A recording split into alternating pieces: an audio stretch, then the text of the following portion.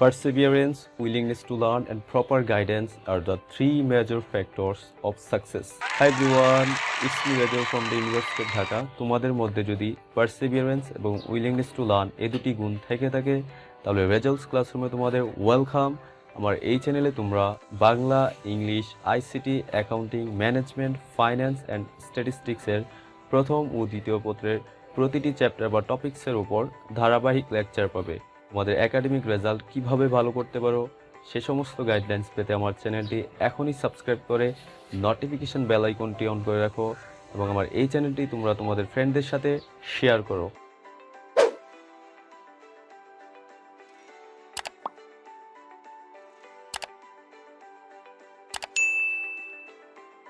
Hey everyone, what's going on? I hope you are keeping really cool and awesome. You are doing great. You are fit, fine and healthy. A warm welcome to another English lesson.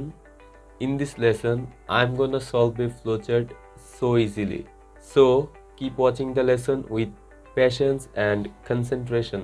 For your kind concern, the link of Results Classroom's website is given below in the description box. তোমরা যদি নিচে প্রদত্ত লিংকে click করো তাহলে এই ওয়েবসাইটটি open হবে। এখান থেকে সাবজেক্ট চয়েস করতে হবে প্রথমে, এই মেনুর এখানে ক্লিক করে অথবা নিচে স্ক্রল করলে সাবজেক্টগুলো দেখতে পারবে। এখান থেকে ধরো যে অ্যাকাউন্টিং সিলেক্ট করা হলো, তারপরে হচ্ছে যে প্রথম পত্র সিলেক্ট করা হলো। এখন দেখো এখানে এমসিকিউ সেকশন এবং সিকিউ সেকশন আলাদাভাবে অধ্যায় ভিত্তিক দেওয়া আছে।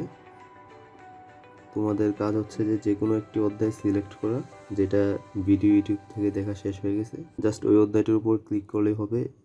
এই যে এমসিকিউ কোয়েশ্চেন ওপেন হলো, এখন এই প্লাস চিহ্নতে ক্লিক করে প্রয়োজনে জুম করে নিতে পারো।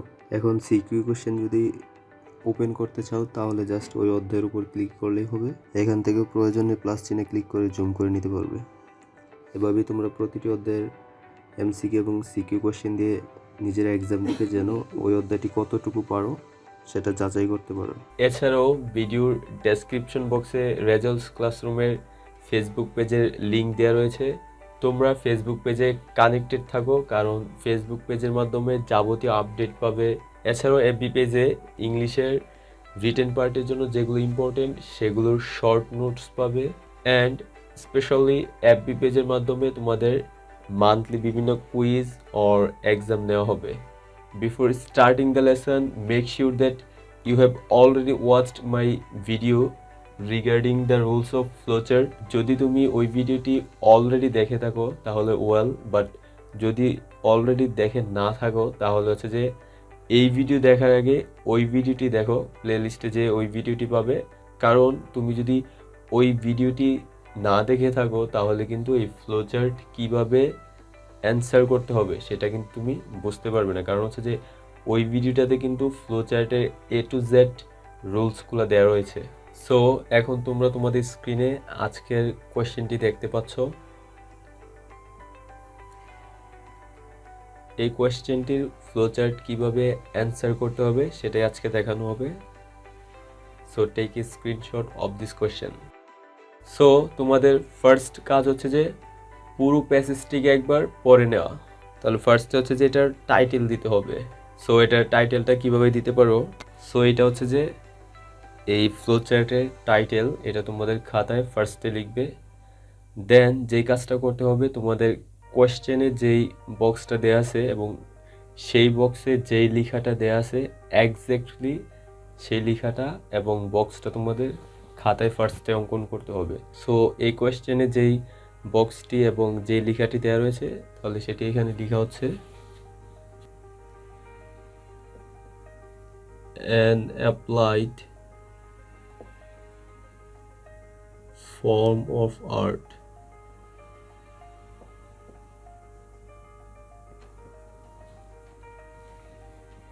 সো এটা বক্স করতে হবে।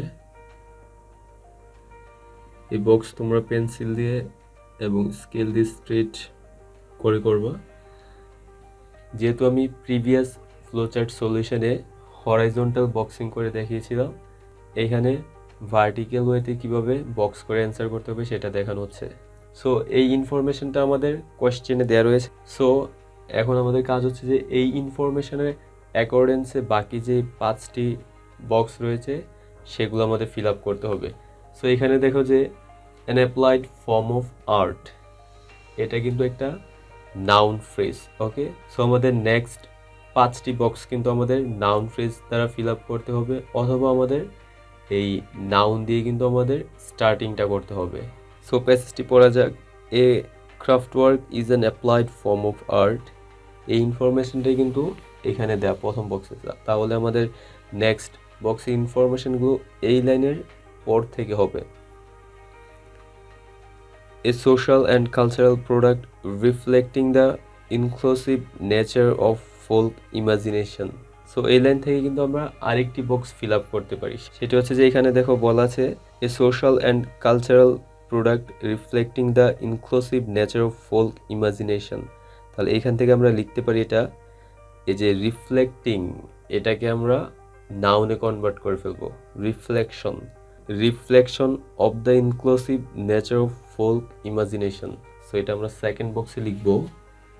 তাহলে আমাদের এখানে একটা অ্যারো চিহ্ন দিতে হবে।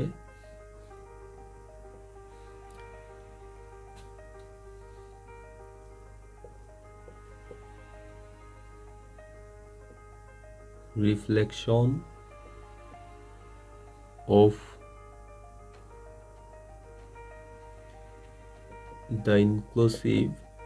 the inclusive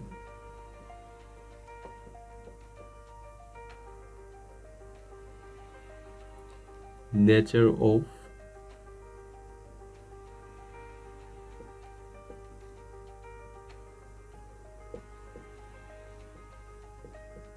folk imagination.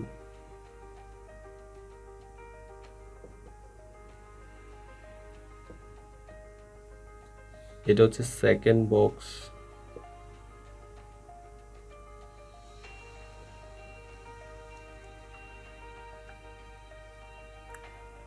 Then arrow চিহ্ন, দেন হচ্ছে থার্ড বক্স। সো আরেকটা বিষয় তোমাদের আবারও স্মরণ করিয়ে দিচ্ছি, সেটা হচ্ছে যে এই যে আমি এখানে সেকেন্ড বক্সে এই লাইন থেকে এই ইনফরমেশনটা ফিল আপ করলাম এখানে। সো তোমরা কিন্তু চাইলে এটা থার্ড অথবা ফোর্থ লাইন থেকেও কিন্তু এই সেকেন্ড বক্সে এই ইনফরমেশনটা দিতে পারো। ইভেন এক্সাক্ট যে সেকেন্ড বক্সে এই ইনফরমেশনটা না দিলে তোমার কাটা যাবে এমনটাও কিন্তু না। জাস্ট এক্সামিনার তোমার দেখবে যে তুমি যেই বক্সে ইনফরমেশনগুলো দিচ্ছ সেটা প্রথমটার অনুসারে হচ্ছে কিনা, ইভেন সেটা ফ্লোচার্টের রুলস অনুসারে এটা হচ্ছে কিনা, সেটা জাস্ট এক্সামিনার দেখবে। So moving on, A craft work which usually doesn't bear the signature of its maker retains a personal touch. তাহলে এই সেন্টেন্স থেকে কিন্তু আমরা আরেকটা ইনফরমেশন দিতে পারি যে এই যে রিটেন্স, এটাকে কিন্তু আমরা নাউনে কনভার্ট করতে পারি, রিটেনশন। তাহলে হবে যে retention of A personal touch. তাহলে এটা আমরা থার্ড বক্সে লিখতে পারি।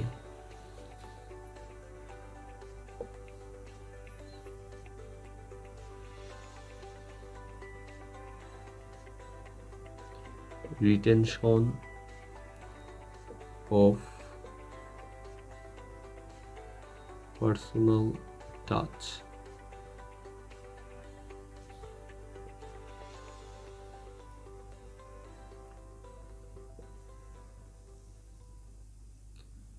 দেন হচ্ছে যে ফোর্থ বক্স। সো আরেকটা বিষয় এখানে তোমরা মনে রাখতে হবে, সেটা হচ্ছে যে তোমরা যখন অ্যান্সার করবা এই বক্সগুলোর সাইজ যেন সবগুলা মানে সেম হয়, অর্থাৎ একটা দিলা অনেক বড় আরেকটা দিলা অনেক ছোট, এমন যেন না হয়, মোটামুটি দেখতে যেন অনেকটাই একই রকমের হয়।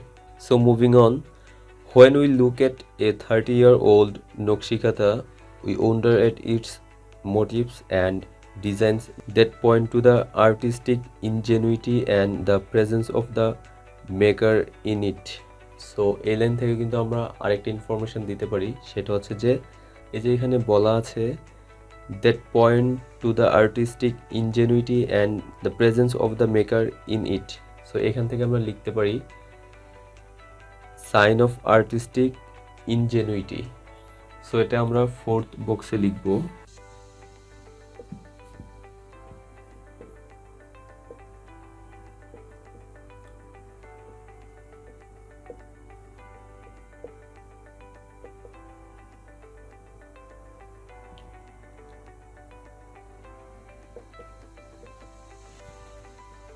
এটা হচ্ছে আমাদের fourth box.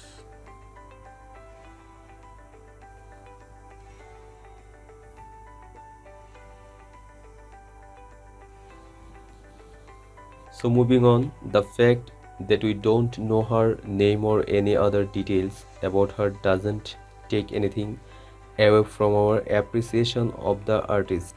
Indeed, the intimate nature of the katha and the tactile feeling it generates animate the work and make it very inviting. A craftwork is shaped by the interaction of individual creativity and community aesthetics, utility functions and human values. So a craftwork is shaped by the interaction of individual creativity and community aesthetics. এখান থেকে কিন্তু আমরা দুটি information দিতে পারি। So একটি হচ্ছে যে symbol of individual creativity and another one is mark of community aesthetics. So এই দুটাই আমরা হচ্ছে যে ফিফথ এবং সিক্সথ বক্সে ফিল আপ করবো বা লিখবো। সো এখানে ফিফথ হবে symbol of individual creativity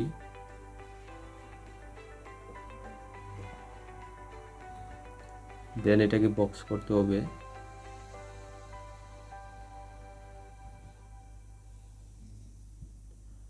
and last one হচ্ছে যে সিক্স, এটা হচ্ছে যে mark of community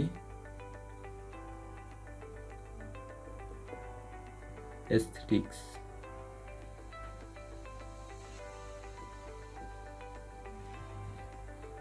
দেন এটাকে বক্স করতে হবে।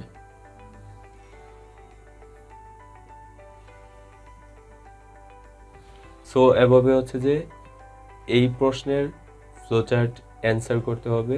বাট এখানে আবারও তোমাদের ওই কথাটি স্মরণ করিয়ে দিচ্ছি যে এই বক্সে ইনফরমেশনগুলো যে একজ্যাক্ট এগুলোই তোমাকে লিখতে হবে, এটা ম্যান্ডেটরি না। তোমার অ্যাজাম্পশন বা তোমার পয়েন্ট অফ ভিউ অনুসারে কিন্তু তুমি এগুলো ফিল আপ করবে। এখানে জাস্ট আমি একটা ওভারভিউ দিলাম, বাট মেক শিওর যে তুমি এই যে ফ্লোচার্টের রুলসগুলো অনুসরণ করেই কিন্তু এই বক্সের ইনফরমেশনগুলো ফিল আপ করতে হবে, এটা মাস্ট। তোমার যদি রুলস অনুসারে এই লেখাগুলো ঠিক না হয় তাহলে কিন্তু তুমি জিরো পাবো। অর্থাৎ তোমার এখানে এটা নাউন ফ্রেজ দিয়ে স্টার্টিং, তুমি যদি এখানে জিরান্ট এখানে ইনফিনিটিভ দিয়ে স্টার্ট করো বা তুমি এখানে এই বক্সে একটি সেন্টেন্স লিখে ফেললা, তখন কিন্তু তোমার এটাকে এক্সামিনার ক্রস করে দিবে এবং তোমাকে জিরো দিয়ে দিবে। এক্সাম শেষ হওয়ার পর বাইর হয়ে এসে যদি অন্য কারোর সাথে মিলাও যে এই বক্সে কি লিখেছে, তাহলে যদি ওর সাথে তোমারটা না মিলে তখন কিন্তু স্যাড হওয়ার কোনো কারণই নেই। কারণ হচ্ছে যে এখানে একজনেরটার সাথে আরেকজনটা ডিফারেন্ট হতেই পারে, বাট তোমারটা যদি রুলস অনুসারে তুমি ঠিক লিখে থাকো তাহলেই তোমার মার্ক কনফার্ম। বোর্ডে এই বক্সগুলো করা হয়েছে এবং স্কেলের হেল্প নেওয়া হয় না, এই জন্য বক্সগুলো হচ্ছে যে জিগজাগ হয়ে গেছে বা আঁকা বাঁকা হয়ে গেছে। বাট তোমরা যখন তোমাদের খাতায় অ্যান্সারিং করবা তখন মেক শিওর যে পেন্সিল দিয়ে এবং স্কেলের হেল্প নিয়ে প্রতিটি বক্স যেন প্রায় সমান হয়ে থাকে। সো যে কোনো টপিক্সে অনেক অনেক ভালো করে একটাই ফর্মুলা, সেটা হচ্ছে যে প্র্যাকটিস, অর্থাৎ the more you practise the more you will learn. So আমি তোমাদের রিকোয়েস্ট করব যে তোমরা যদি ফ্লোচার্টে 10 আউট অফ 10 পেতে চাও তাহলে তোমাদের টেস্ট পেপার বা তোমরা ফ্লোচার্টের উপর বেশি বেশি করে এক্সারসাইজ করো। এই ফ্লোচার্টের উপর এক্সারসাইজ করার জন্য আমার ভিডিওর ডেসক্রিপশন বক্সে রেজাল্টস ক্লাসরুমের লিঙ্ক দেওয়া রয়েছে।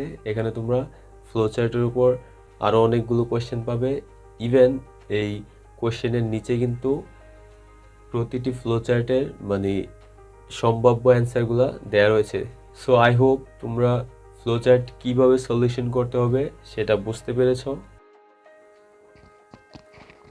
এই পার্টে তোমাদের ইউনিভার্সিটির অ্যাডমিশন টেস্টের জন্য মেমোরাইজিং পার্টগুলো হচ্ছে যে লিখে দেওয়া আছে, যেমন translation, vocabulary, phrase and idioms, appropriate preposition, then group verbs. তোমাদের কাজ হচ্ছে যে এগুলো খাতায় প্রিভিয়াসের মতো নোট করে রেখে দেন হচ্ছে যে মেমোরাইজ করে ফেলা, তাহলে হচ্ছে তোমরা অন্যান্য স্টুডেন্টদের থেকে ইউনিভার্সিটি অ্যাডমিশন টেস্টের জন্য এগিয়ে থাকবা।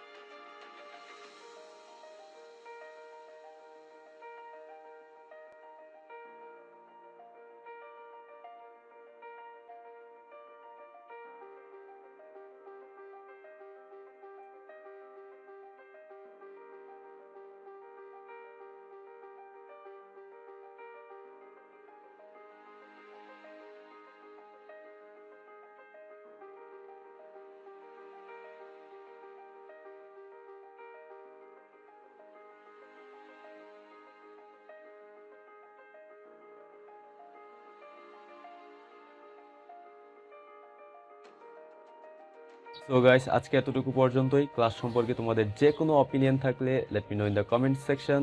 C you in the next class, and till that stay cool, by.